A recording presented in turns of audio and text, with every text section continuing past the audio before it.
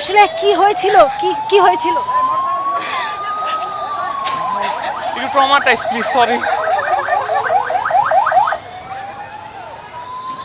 আসলে এই চোখের সামনে এরকম একটি ঘটনা ঠিক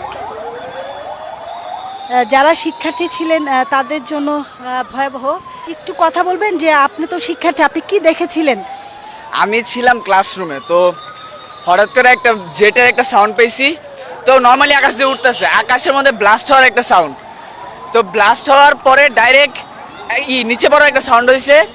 তখন ক্লাসরুম থেকে বাইরে তাকিয়ে দেখি কি যে প্রাইমারি সেকশনের একটা সেকশনের মধ্যে ঢুকে গেছে পুরো প্লেনটা, ঢুকে ভিতরে আগুন জ্বলতেছে।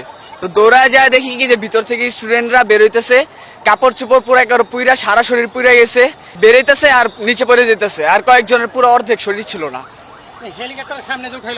আপনার প্রায় 50 থেকে 60 জন স্টুডেন্ট মারা গেছে। আপনার পরিচিত বন্ধু কেউ কি এরকম আহত হয়েছে? না না, এখনো পাই নাই। আমার ছোট ভাইদের সবাই সেফ আছে, বাট অনেকজন আছে গার্জিয়ান, তাদের ছেলেবেলা একদম মারা গেছে। আর লাস্ট তো আইডেন্টিফাই করার কোনো চিহ্নই নাই, চেহারাই নাই এখন। আমি বলছি, আপনি কি দেখেছেন?